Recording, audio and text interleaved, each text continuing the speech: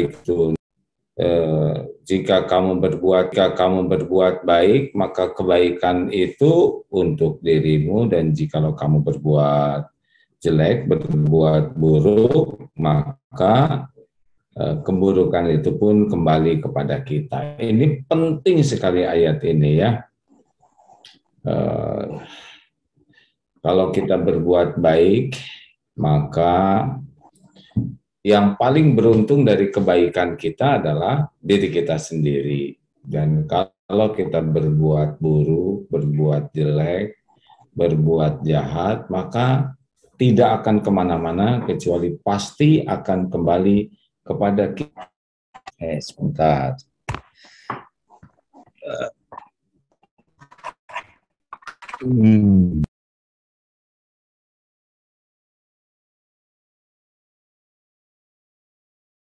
Panduan kita sehari-hari bahwa semua yang kita lakukan itu pasti kembali kepada kita. Tidak akan tertukar, tidak akan meleset. Kalau kita berbuat baik, maka yang paling beruntung dari kebaikan kita adalah diri kita sendiri. Orang yang paling beruntung dari semua kebaikan yang kita lakukan adalah diri kita sendiri. Sepanjang ikhlas ya. Kalau kita tidak ikhlas dalam berbuat kebaikan, maka kita tidak ada keuntungan. Demikian pula recording in progress. Tulisan yang kita buat, setiap perilaku apapun, tidak ada satupun yang tidak disaksikan Allah, tidak ada satupun yang dilupakan Allah, dan tidak ada satupun yang tidak ada balasannya. Sekarang di dunia saat ini sudah ada jejak digital, ya. Jejak digital itu sebetulnya itu takdir Allah juga, ya.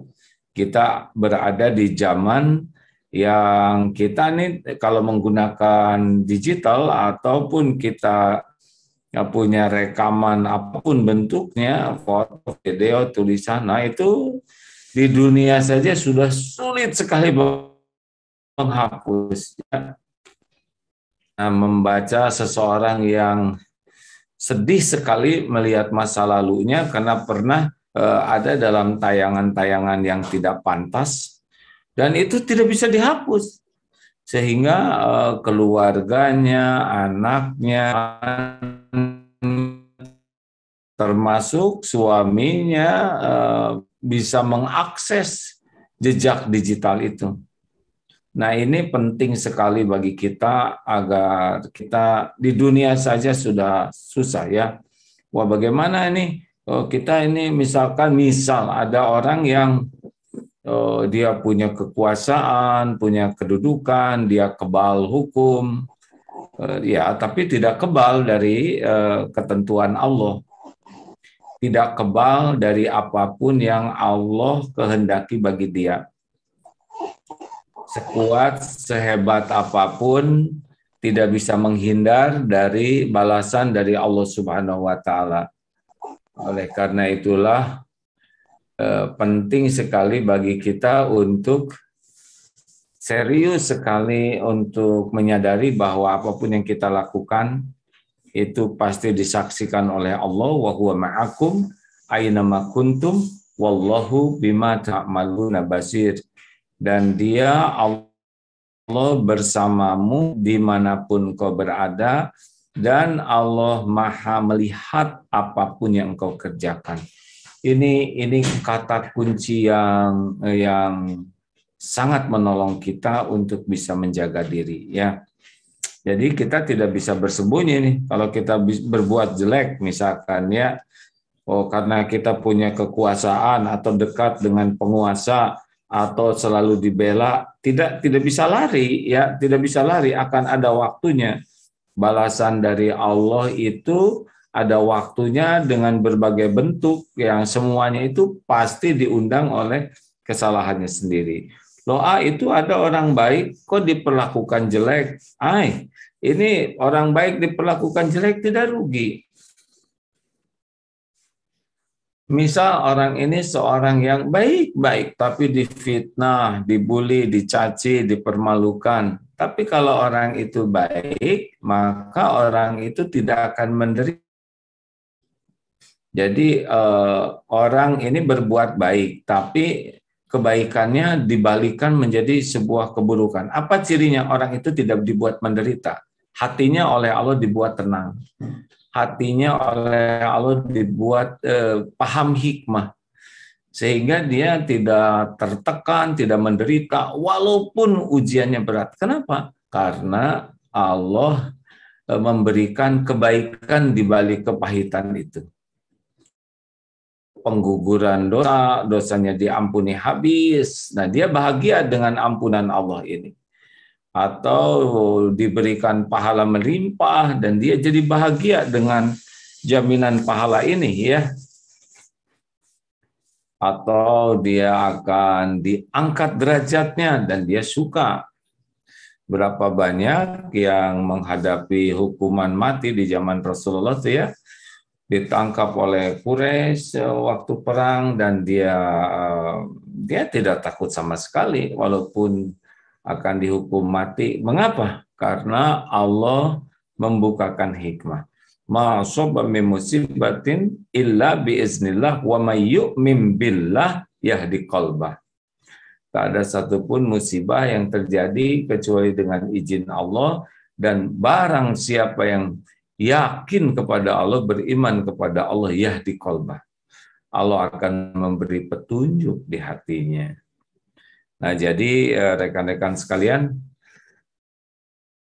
penderitaan terbesarnya itu adalah kalau kita ya oleh Allah ditutup hatinya dari hikmah, sehingga walaupun enak sepertinya duniawinya punya kedudukan, popularitas, jabatan, tapi ya kalau hatinya oleh Allah dicabut ketenangannya, ya sudah repot. Nah, itu hati-hatilah. Kita berbuat jelek, berbuat buruk, jangan merasa aman ya, karena Allah selalu melihat, Allah tidak akan lupa, dan pasti ada balasannya. Dalam aneka bentuk yang Allah nanti terserah Allah. Tapi gimana kalau misalkan kita berada atau ada orang-orang yang kita tidak bisa balas ya, enggak usah khawatir, kita tidak usah sibuk-sibuk pengen membalas, karena tanpa kita pikirkan juga kebuatan buruk seseorang tidak akan bisa lepas, tidak bisa lari. Semua nanti kita bakal meninggal ya, semuanya. Yang paling hebat, yang paling perkasa, yang paling berkuasa, yang paling banyak hartanya, yang paling tinggi kedudukan dunia ini pasti mati. Tidak bisa lari, nanti di akhirat ketemu. Di dunia sudah pasti. Balasan terpentingnya adalah dibuat hatinya tidak pernah tenang, ya udah galau, susah, kemudian nanti dikubur, wah matinya su'ul khotimah kalau tidak tobat. Nanti dikubur betul-betul akan dapat tuh, betul-betul akan dapat siksaannya yang tidak akan bisa kemana-mana, tidak bisa menolak, tidak ada yang menolong. Belum lagi di yaumul hisab dan di akhirat nanti. Makanya di dunia ini tidak semuanya bisa selesai ya, karena memang dunia bukan tempat menyelesaikannya. Dunia ini hanya tempat mampir. Tapi semua orang yang berbuat jahat, jelek, tidak ketangkap di dunia, nanti ada balasannya. Pasti ya. Kecuali kalau dia tobat dan Allah menghapuskan dosa-dosanya. Maka jangan menjadi suudzon kepada Allah kalau ada orang, wah ini kok berbuat jelek terus tapi kok nggak diapa-apain. Ada. Dia hatinya nanti gimana ya, orang ini berbuat jelek misalkan ya, suka menyebar fitnah, suka ngebully, suka ya menjelek-jelekan yang tidak layak dijelekan. Nah, nanti hukumannya yang paling membuat orang rugi adalah dia akan jadi orang yang terus-menerus berbuat jelek. Jadi dia dipilih nanti ya jadi orang yang menjadi penggugur dosa bagi orang-orang baik. Dia akan menjadi penambah pahala ya karena dia akan terus mengeluarkan perilaku jelek yang hukuman paling ruginya adalah dia jadi orang jelek seumur-umur. Kalau bangsa tindakan fisik misalkan wah ada dapat apa ya itu mah tidak seberapa. Tapi yang paling apes adalah kalau dia orang-orang yang menjadi buruk seumur-umur. Nauzubillahi min dzalik. Nah, kita harus berlindung kepada Allah, jangan sampai kita menjadi orang yang jadi contoh keburukan, menjadi jalan keburukan sepanjang hayat. Nauzubillah, karena itu merupakan hukuman dunia yang paling merugikan, ya, yaitu takdirnya menjadi orang munafik, menjadi orang nauzubillah min dzalik. Nah, rekan-rekan sekalian, jadi harus bagaimana dong sekarang? Ya, kita pilihannya cuma satu, jadi orang baik saja. Baik dimanapun, kapanpun, terhadap siapapun, baik. Nah, salah satu pengalaman, boleh ya, cerita di Australia ini, kalau menurut sejarah, katanya dulunya katanya ya, Australia ini dulunya tempat pembuangan dari Inggris orang-orang yang ya dianggap kurang baik akhlaknya. Dibuanglah ke sini. Dulu. Tetapi dari pengalaman beberapa hari di sini, banyak hal positif yang banyak hal positif. Nggak cerita negatifnya dulu, yang positif aja dulu ya. Banyak hal positif yang berkesesuaian dengan beberapa pelajaran Islam. Ya sudah kita bahas tentang kebersihan, tentang ketertiban, tentang kedisiplinan khususnya yang aliat. Nah, ini kali ini tentang keramahan. Ramah ya, contoh ya, ini beberapa pengalaman di sini. Misal kalau kita ke toko ditanya ya, ada yang bisa saya bantu? Enggak, mau lihat-lihat aja. Oh ya, silakan. Kalau nanti ada yang perlu saya bantu, tolong beritahu saya. Ya, boleh jadi ini SOP dari toko itu harus begitu ya. Tetapi kalau memang sudah mendarah daging, senang gitu ya, menyenangkan orang lain, kelihatannya itu beda ya, berbicara pakai hati dan sudah menjadi kebiasaan atau berbicara karena tugas, karena pekerjaan. Ya seperti pramugara kan sama tuh ya, senyumnya, keramahannya. Nah, kalau memang sudah mendarah daging, suka berbuat senyum, ramahnya bukan hanya ke penumpang, maka di rumahnya, ke suami, ke anak-anak tuh sama seperti ke bank ya. Kalau sudah mendarah daging. Nah, seharusnya seorang muslim itu seperti itu ya. Kita sudah dapat ilmu berulang kali bahwa ahabbul amal ilallah, amal yang paling dicintai Allah adalah memasukkan kebahagiaan ke hati orang lain. Jadi kita lihat nih, kami lihat di sini sopan, terus masuk misalkan kalau lagi jalan agak menghalangi, kemudian dia minggir tuh walaupun masih remaja, dia minta maaf ya, oh, I'm sorry, maaf ya, minta maaf. Dan kalau berdapat sesuatu, thank you very much ya, misalkan ya, padahal kita membantu orang mundurkan parkir adalah hal yang sangat biasa sekali.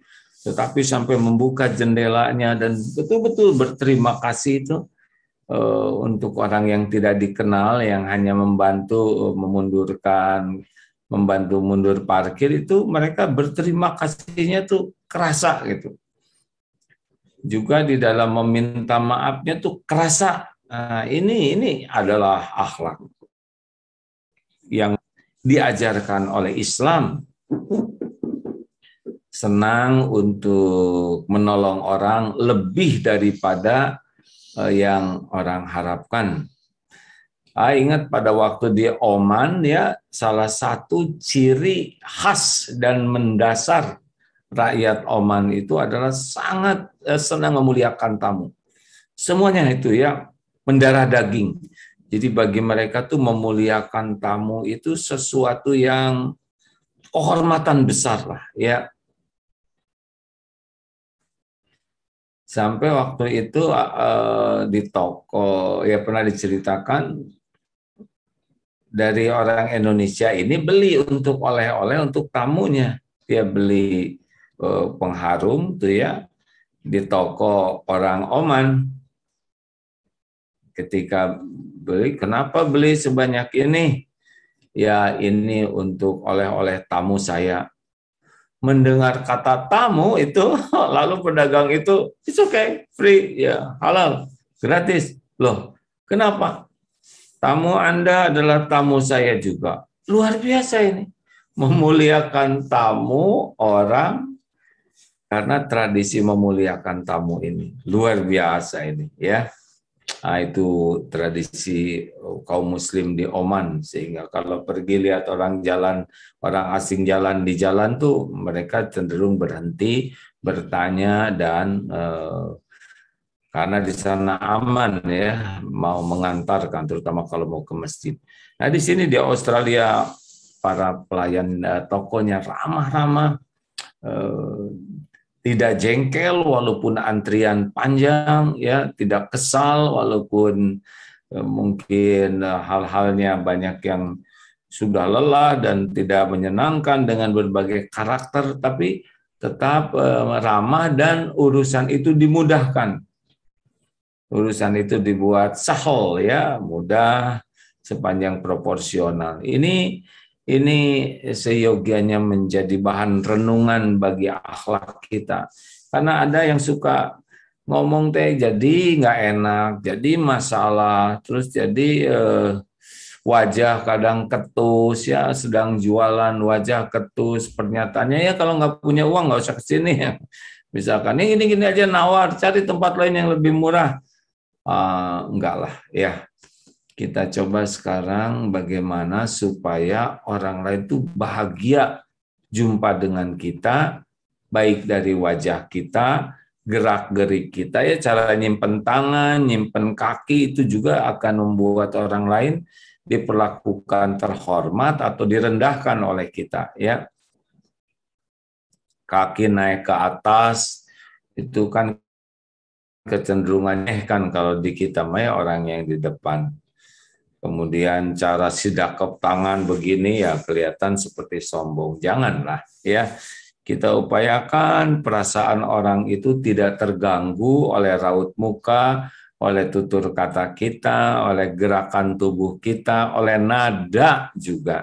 Jangan sampai orang merasa terganggu oleh pertanyaan-pertanyaan kita, komentar-komentar kita, kemudian jawaban-jawaban kita. Usahakan ya, kalau kita tidak bisa berbuat baik, minimal tidak ada yang tidak terganggu perasaan oleh komentar, pertanyaan, jawaban.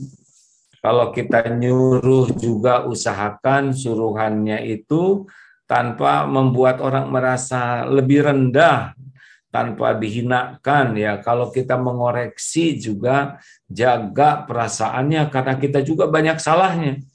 Jangan sampai kita mengoreksi kemudian kita merasa paling benar, seakan tidak punya salah, pada kita juga gudang. Kemudian kita juga harus melakukan semua kebaikan ini sebagai niat soleh. Jadi kita harus sabar kalau yang disampaikan ke orang itu belum sesuai responnya, sesuai harapan. Nah, inilah di antara yang didapati di sini kesopanan dari mulai anak-anak nih sampai ada seorang yang profesor nih, profesor ibu sampai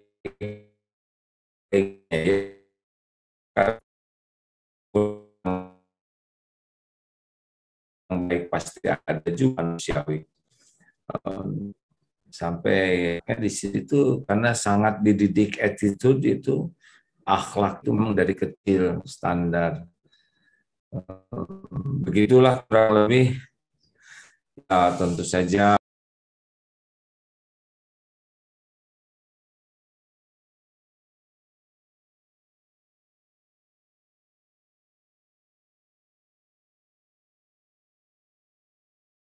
Recording in progress.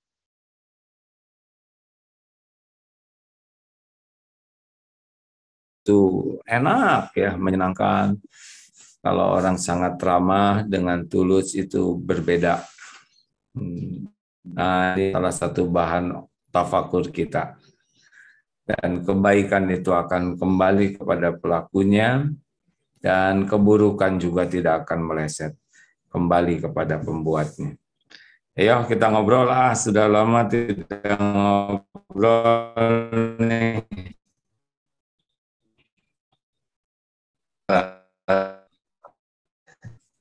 Jika ada pertanyaan ya, sudah ada yang bertanya terkait apakah takdir itu bisa dirubah?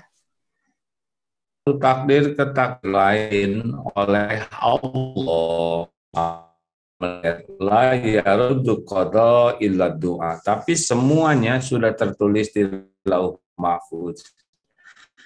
Kalau kita tidak berdoa yang ini, kalau kita berdoa ada takdir lain, dan semua sudah tertulis, dan semuanya hanya bisa terjadi dengan izin Allah. Jadi perbanyaklah doa. La yaruddu qada illa doa. Tidak ada yang bisa mengubah takdir selain doa. Antara doa dengan musibah itu bertanding, mana yang lebih kuat. Ya, demikian.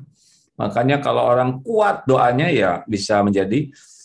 Dan doa itu bukan hanya tapi untuk yang lain, untuk anak. Ya, contoh ya, mana yang lebih kuat, nasihat atau doa? Kepada anak, kekuatan doa. Jadi kita sebagai orang tua harus gimana nih kalau ingin anak baik? Ya kita harus yakin bahwa anak itu adalah ciptaan Allah, anak itu milik Allah, anak itu amanah dari Allah, dan Allah lah yang kuasa membulak-balik hati anak. Nah, kita bagaimana posisinya? Kita posisinya satu, sekuat tenaga harus berusaha jadi orang tua yang disukai Allah. Dan Allah melihat kelakuan kita sebagai orang tua setiap saat. Allah melihat, ingin anak sopan, kita sopan tidak. Ingin anak jujur, kita jujur tidak. Ingin anak disiplin, kita disiplin tidak. Ingin anak baca Quran, kita baca Quran tidak. Ingin anak tidak terlalu sibuk dengan gadget, kita begitu enggak. Pokoknya apa yang kita ingin kebaikan ada pada anak, usahakan ada pada diri kita. Supaya apa? Ya secara supaya jadi contoh. Tetapi hakikatnya adalah supaya Allah yang maha melihat tahu bahwa kita tuh layak ditolong. Ya. Yang kedua, cara kita menasehati juga sekuat tenaga penuh dengan kasih sayang dan keikhlasan. Kenapa? Karena yang membulak-balik hati itu adalah Allah, ya. Kalau dilarang berbuat kasar, keras, ya sudah lakukan. Tapi saya sudah lemah lembut, tapi belum juga berubah. Nah, yang ketiga ini doanya. Kita doanya berapa banyak? Banyakan mana? Banyak nasihat, banyak doa. Harusnya lebih banyak doa, karena doa itu mengandalkan Allah.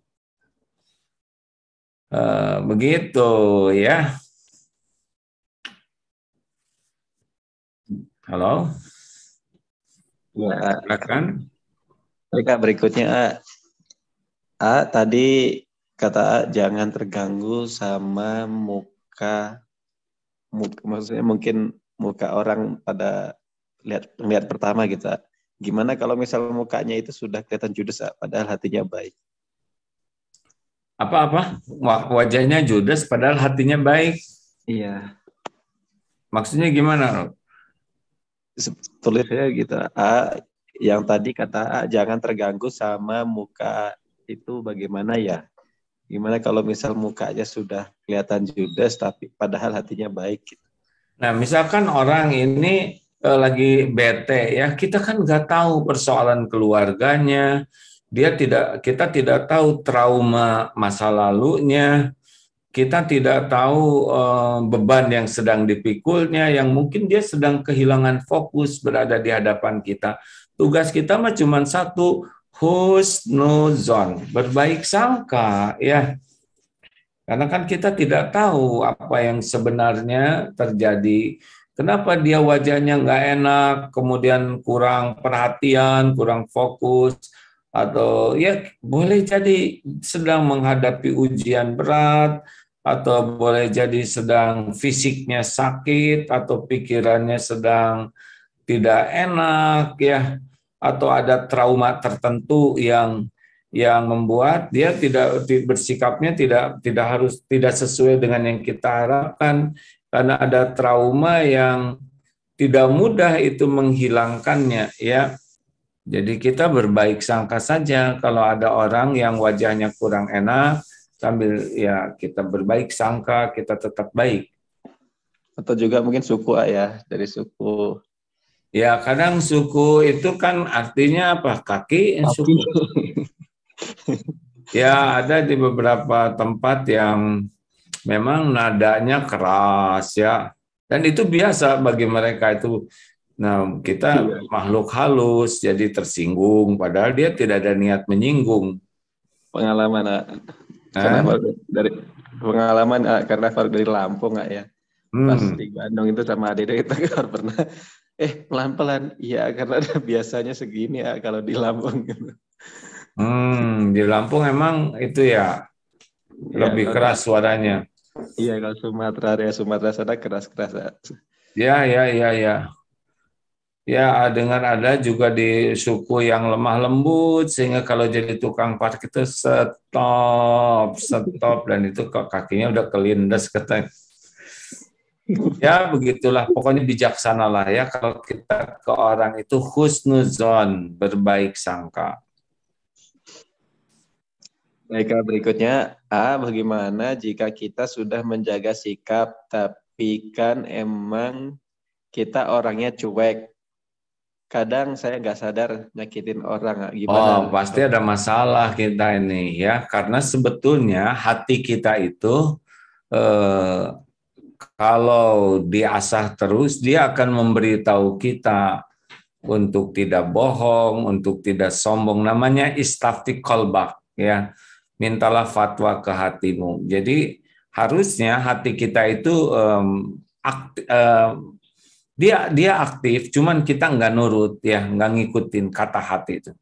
Jangan nyakitin, jangan ngomong ini sombong, jangan meremehkan. Nah itu hati itu standar karena sudah diilhamkan fa'alhamaha fujuraha wa taqwaha. Ayo terus dilatih, harus punya target. Saya tidak mau jadi orang yang ngeyel nyakitin orang. Kan ada namanya tuh apa tuh yang kalau ngomong tuh nggak enak aja. Kalau nanya nggak enak. Kalau celetak-celetuk, apa tuh namanya tuh yang serba bikin nggak enak tuh? Lupa. Ada tuh istilahnya. Ing gitu. Nggak tahu lupa lagi. Astagfirullahaladzim. Ada yang memang ada aja yang bikin nggak enak tuh. Astagfirullah, kasihan orang seperti ini ya.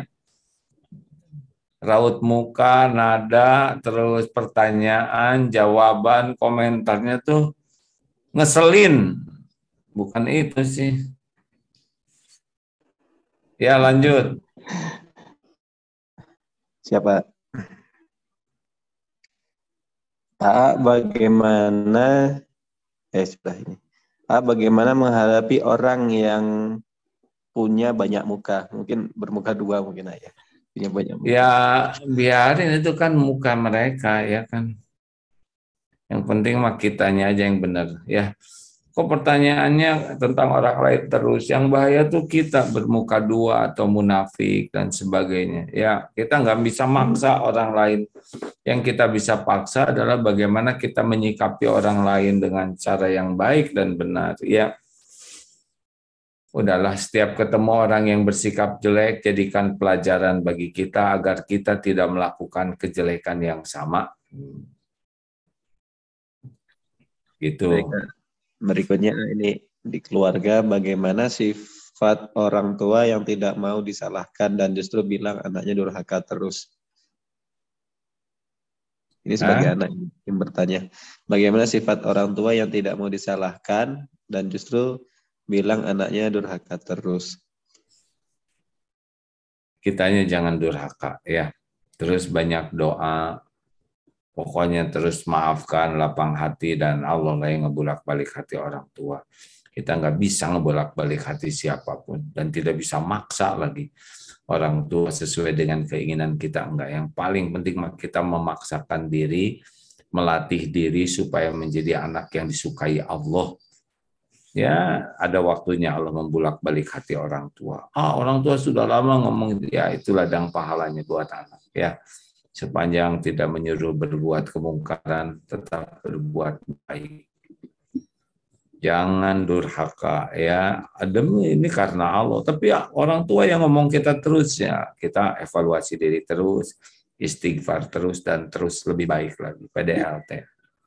Ini suaranya masih jelas nggak, Ruk? Terdengar? Jelas aman, Nggak ada noise ya? nggak ada.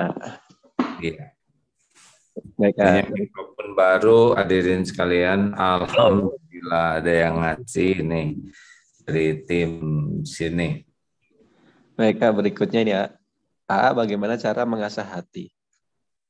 Jadi asah aja ya. Pakai asahan pisau. Gini, mengasah hati harus banyak zikir. Dah itulah ya zadul lisanuk ratban min zikrillah. Pokoknya kalau hati ingin bersih, banyak zikrullah. Kalau hati ini ingin lembut, banyak zikrullah. Kalau hati ini ingin bercahaya, banyak zikrullah. Karena hati ini, kita ini baru dianggap hidup.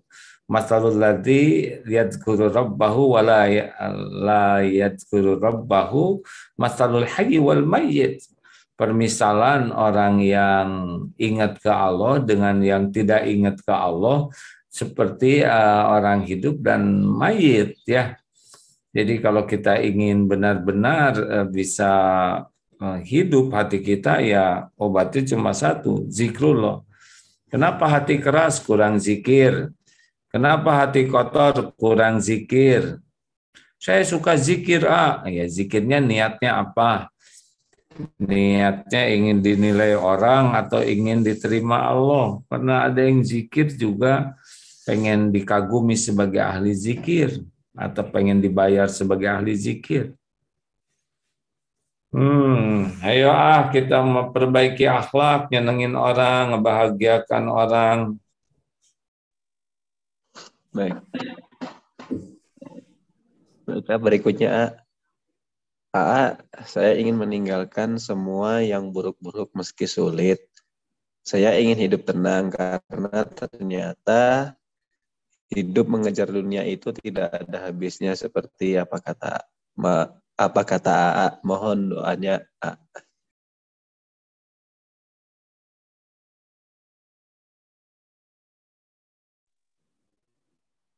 Mikrofonnya punten. Oke, sebentar, Ruk. Siap.